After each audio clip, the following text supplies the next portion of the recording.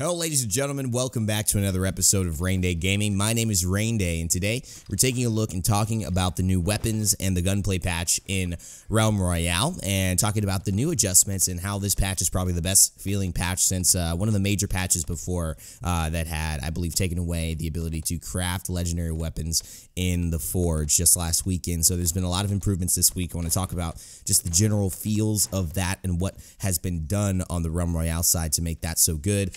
I also want to talk a little bit about the hunter nerfs, the assassin nerfs, and I believe the mage nerfs that all came within that patch. And I'm just getting it up for my screen right now so I could be able to walk through those with you as we see some gameplay below. But yeah, they came up in the last patch as well. It was kind of a hit to some of the stronger classes, but it was also a little bit of a hit to, in my opinion, just this concept of a low TTK. If you don't know what that means, it just means that people are dying very fast, very quickly in Realm Royale. And part of the ways that we're trying to address that was essentially to slow the TTK down, essentially. Make sure that the time to kill took a little longer so that people weren't dying as quickly. And also talk a little bit about the alpha pack. I have some video of it in the future that I'll be showing off. Hopefully I have the pack, but it's the new cosmetics are here and there are more coming, but I know this is the first iteration. It's actually pretty fun. So that's what we're going to cover in this video today. So stay tuned, and of course let me know what you guys think about all those. Any topics you have, any conversations on,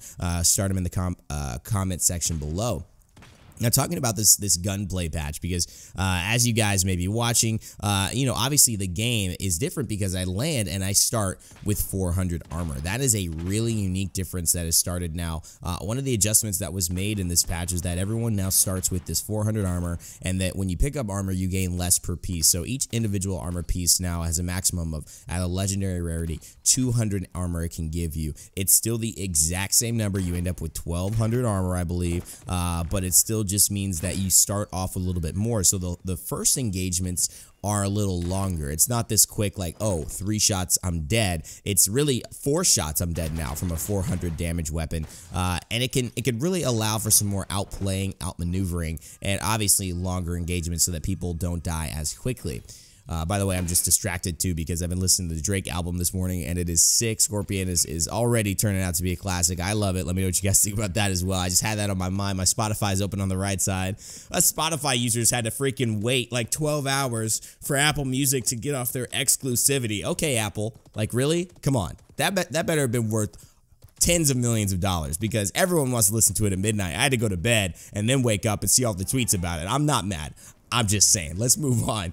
The damage scaling has also changed as well. So one of the things you'll notice is that in terms of being able to have weapons scale as far as damage from like a common version, like a white, to a legendary, like to a shotgun, let's say a golden shotgun, the damage is now going from the normal white to 175 now to the normal white, which is 100% base, to 160%. So basically 15% off the top. Each level will scale a little bit less, which just means that ultimately legendary weapons will hit less hard, and each subsequent level up to that will also hit less hard, based on the fact that they're no longer just, again, removing a little bit of damage, adding a little bit of armor, and also standardizing weapon projectile speed. The weapon projectile speed has kind of been all over the place. You know, slug rifle at times as well would have this huge projectile and huge projectile speed. Heirloom rifle would have a little bit more damage, say projectile speed, but not as big of a projectile size. Basically, all of those things have been standardized, and the speed has been standardized as well to 1500. And all non-class weapons have been changed to have a small projectile size. So all of the weapons that aren't class weapons, such as a hunter's rifle that, hunter's bow, that'd be cool, hunter's rifle, hunter's bow that you're watching me annihilate noobs with right now. And of course, like the mage's staff, those are going to have their own hitboxes and projectile sizes, but yeah, projectile size is a better way to say it. The hitbox is what you're hitting, but the other ones, the rifle, the burst rifle, the crossbow, the heirloom, the revolver, those things will not. So it's very important to know that that is something that will be changing and maybe affecting whether you like this certain gun now or whether you don't, whether you feel that it's something that you should move on from. And I think that's okay. You know, obviously, you know, you're looking at the idea, the concept around what do we do to make this game have a little bit more of a lasting feel, to where we get in, it's 6 minutes or 7 minutes and 30 people or less aren't alive, and Oh, wow. Well, here's the thing. There are still 30 people or less alive, and it hasn't even reached 7 minutes in my game. And so let's talk about a little bit of that. Does it even work? Does this work in accomplishing that goal? It clearly doesn't, just from statistics. I'm not going to go, I think the ideas and the concepts are great, but clearly that is not why people die so fast in this game. 80 people are alive, and all of a sudden, 60 die within 7 minutes. That is just how it works in this game. And my conjecture that actually was brought up to me through a friend of mine discussing the game, works on the game, he was actually saying that actually he feels that maybe because kills are so easy to secure in our game because of mounts. Mounts are necessary to traverse this huge map because the circles are so big, because the map is so big. But if you shoot somebody over behind that sawmill, over behind that mountain, and I see them, and I hit them, and they chicken, I am going to put on my mount and ride over there in no time, finish them, and come back. Now, if I could only walk there, and I have my armor to deal with, and I have to crest that hill, come back, and leave my armor unattended for a minute, there's probably a chance that I don't choose to go secure that kill. In other battle royales, if you have to cross open space walking to go take a guy down that you've already downed or go into a build, it's a lot less easy to do so. Now, you're also talking about mounts, but you're also talking about abilities, right? Things like sensor drones and flares, things like fireballs, blast shots, all those things allow you to secure kills much more easier than other battle royales that may just have gunplay at work, right? The ability for your shot to determine whether you win or not is different than the ability for a huge AoE, pretty much unmissable thing to secure a kill. And that is kind of, one of the biggest issues, and not an issue, I think, but just one of the components of a game like this, and the fact that, hey, you are going to have a lot of people who lose their fight go down. It's not really going to be like, hey, we both make it out alive here, buddy. Once you turn into a chicken, once I get you low, I'm going to press the advantage to make it happen.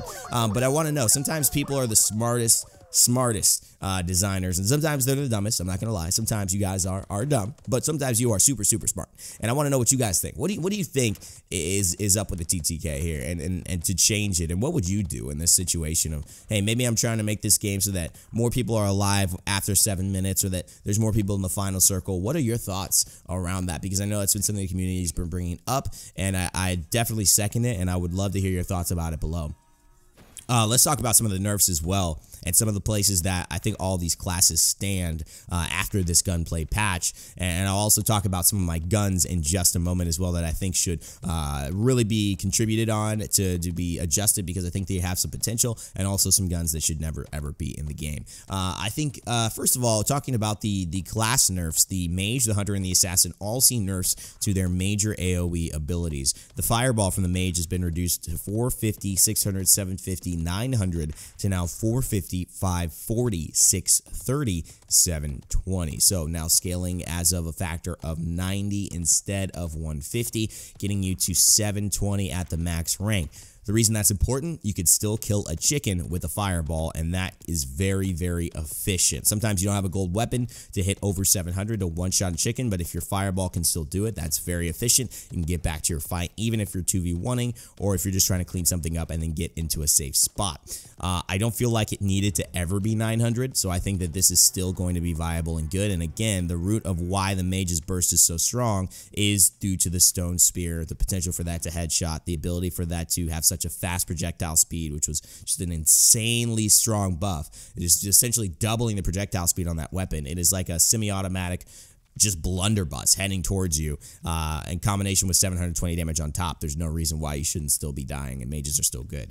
Hunter, the blast shot. Here's a really important one. It goes from 300 all the way to 750, now to 350, all the way down to 560. So it starts a little higher on the first level, but it scales way less and actually has a lower end by about 190 damage. Now, obviously, as you know, this is a very big deal because of the fact that it's not above that 700, that lovely number that cleans up a chicken, where it used to be 750. It used to be really strong, and it no longer competes with something like a mage, right, in that different fashion.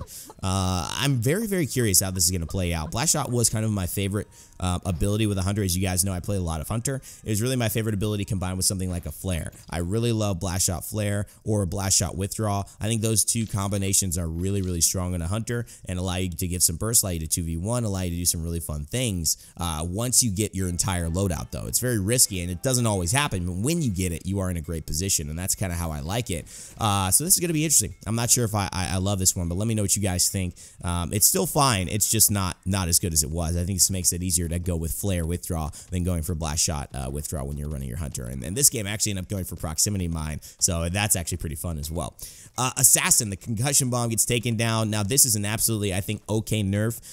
If I'm an assassin main, maybe I think differently. I'm not, but I've seen assassins play a lot. I mean, Summit was the main assassin guy. I've seen other streamers really use assassin quite often, and what they're doing is taking the concussion bomb damage from 150 to 600, and they're taking it to 250 at the base, so it does hit a little harder at the beginning.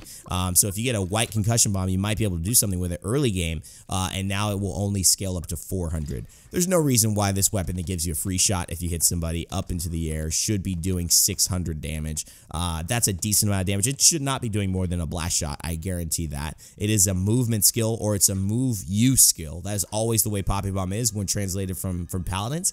So I get it, but does this make Assassins mad? Assassins are the only class that people have felt that kind of were in a decent spot and not getting nerfed ever. Do we see less Assassins in the metas and in the lobbies? I don't know. Gonna be interesting though, I will say, guys, I will say.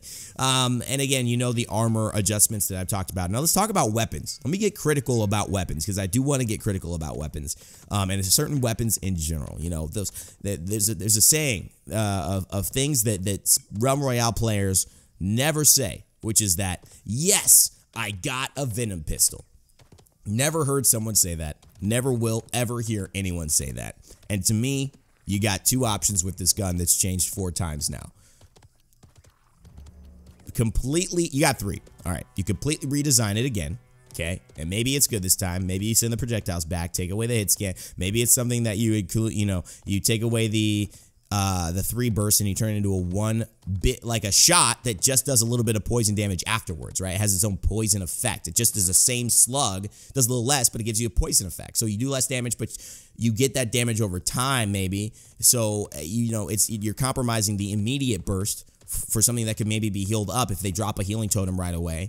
But you get a little bit of vision to see where they move behind because you see the damage numbers. So maybe it's something like that instead of the weird 3-shot burst and the hit scan nature of it. You could obviously simply just remove it from the game, which is what I think is the optimal decision right now. Or you could just buff it to, again, buff the damage numbers and buff the speed like they've done with the Stone Spear, and that might make it relevant, but would that be a fun weapon still? I don't know. My initial thought that it should be done is, because it's been reworked 3 or 4 times, doesn't mean, okay, maybe throw the baby out with the bathwater, but my initial thought is to do that. It is to say, no one likes getting the Venom Pistol at this moment. No one wants it. It's not valuable in a fight. It is the worst weapon you can get. It makes people feel bad when they get that RNG, right? When you get the RNG of Venom Pistol, someone else gets any other gun, you're like, dang, I lost this fight. Except for a sword, which is another thing that I want to mention. It's like swords, it used to be pretty good, and now I don't know why. I get swords when I don't want them, and swords are not that great when you do get them. It's just interesting. I don't know what you guys feel about this. Let me know. I feel like it's totally shifted. I used to be like, swords are actually kind of good at one point. Then swords never changed at all. And now I'm like, actually, they did change. They got nerfed. That's why I feel like they're not good. Okay, the swords got nerfed. So that is another thing. And very, very important to talk about as well. So let's kind of talk about kind of the bigger conversation here, because I think that you can remove this gun and get a positive benefit. I think you can remove this gun and be totally cool, because people don't want to see it. They don't like getting it. It's a negative experience. And even though the one person who's like, yo, I love a Venom Pistol, would be okay getting a slug rifle or a shotgun or maybe a revolver or maybe an heirloom rifle instead, they're not going to get mad that they got that Venom Pistol if they stop removing it from loot. I'd be curious to see what that looked like. You know, I'm not a fan. I'm not going to lie. I'm not going to sit here and say, hey, man, I love every single gun and everything. I'm not a fan of the Venom Pistol. I'm not. And I can be joking about it. I can have fun with it. But I think that, you know, you have a couple options here. I'm curious to see what they do. I'm curious to see what you guys think about it. Because to me, it's just like, it's just like the food that somebody brings to a potluck that no one really wants to eat, you know, and you maybe go last and all the other good food is taken, and then you get left with the food that someone brought, and you're like, I didn't really want this food as my main plate because nothing else is left. I can only take a little bite from something else. There's like only, you know, one little bit of, you know, this dish that I like, and then there's a whole lot of the Venom Pistol version of the crock pot, That's just, of the potluck. I'm just sorry. I'm just saying it's just not what I think people are excited about. So even if you make the rarity less, it's still going to be a bad feeling because you're going to be like, I got so unlucky. I got a bad weapon, right? I just feel like it's just, I don't know. See you later, redesign, something like that. And, you know, the swords as well. Now, I still feel like the revolver is in a very interesting spot. I'm not sure if that's been nailed quite yet. I don't experiment a lot with it, and I will be giving it some more time.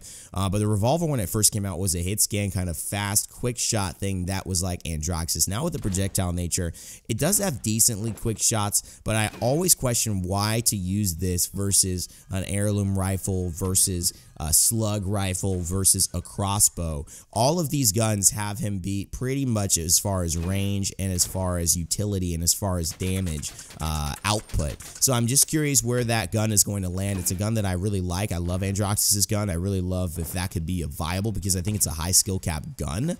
And so I'm very, very curious as to how that's going to play out. But let me know what you guys think, obviously, in the comments section below. Just here getting into the end of the video, and maybe we should start talking a little bit about, you know, strategies around how this whole hunter thing and the proximity mine and the final fours and things like that. People are talking, they say, Raynday, I can't survive. I can't win these matchups. I can't do it. You know what? Winning this game, I mean, let me be real with you guys. Winning this game is hard as heck. It is not easy, okay? When you win a battle royale game, you've done something. And when you win Realm Royales, we get the chicken there off of the proximity mine, which is crazy, man. I love it. I love it. I've never used proximity mine. This is because I've been forced to use it. And a little trick is if you actually have a legendary version of something currently, right now, that by the time I'm saying this and this video is live, if you have a legendary version of something, you will not get it from the forge again. Right, so if you take a legendary version of a proximity mine into the forge, you will get something else. You'll get your dodge or your flare, whatever it is, right? But the idea is that, you know, if you don't, you may get continually legendary proximity mines. Like, if you don't have a legendary of it, you may get it. So sometimes it's better to take it and then forge it in another spot, knowing you'll get something else for sure. Just a little bit of tech for you guys if you want to do it. Right now, we got the legendary flare and the proximity mine. Yo, winning this game is tough. I know a lot of good players who have trouble winning this game, and it really is a couple things about it, right? If you want to get better at it, and I'm gonna put together some videos for it. I will be going out of town over the next week, so again, this time it's really for vacation. It's not for work. You know, I want to take advantage of it. I haven't taken a vacation for real throughout the entire year, so it's about 5-6 months in. I feel like it is time to relieve myself, to relax for a bit. I've been grinding a lot, especially on the channel and at work, so it's a good time to do it. So that's where I'll be going, and I will be back, and I'll be doing like maybe some funnier videos while I'm gone with my friends or my family, if that works out. If not, no big deal. You guys will see me next. You know I'm always here.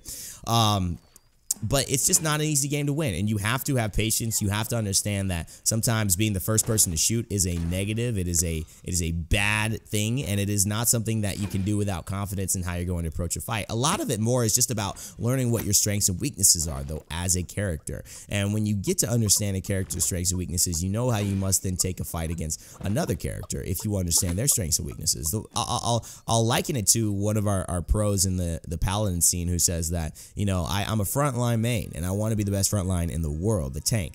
But the idea is that I need to play all the other roles. I need to play damage, I need to play support, I need to play a flank, just so I know how they're going to try to play against me.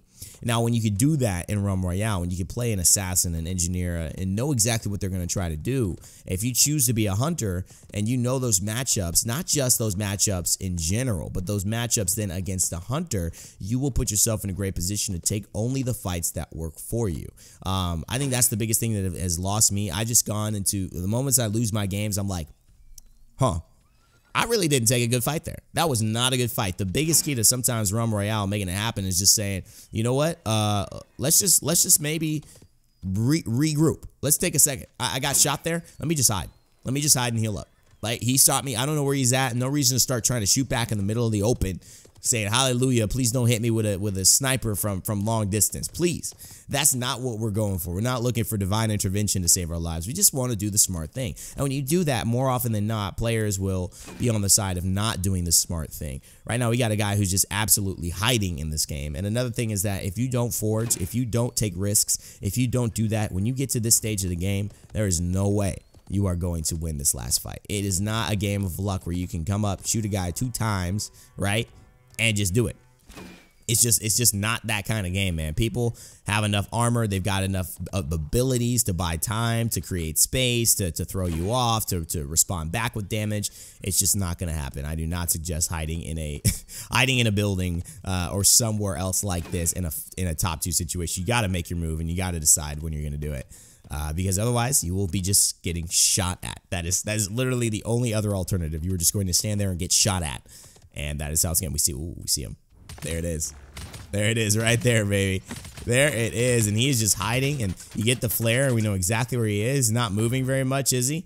We got the proximity mine, and he's gonna have to take this damage. We hit him with the shot, and that's a chicken. That's a chicken. Very high-paced, just frenetic violence, momentum, and speed in this final circle right here, as one would expect from Raynday Gaming. A Crown Royale yet again. Funny story, this is my first game of the night and first win of the night, and I just called it a day. I'm calling it a day. It's beautiful that we were able to do this, and I'm very, very happy with you guys being here. Thank you so much for watching. Let me know what you guys think about the video and all the changes here coming to the gunplay patch in Realm Royale. Is it the best patch ever? Is it the best for you? What do you think about all the nerfs, the buffs, the changes, and my thoughts around some of the weapons and the classes and how to win games in the end? Thanks so much for watching, guys. As always, remember to never give up, never stop gaming, and I will see you all in the realm.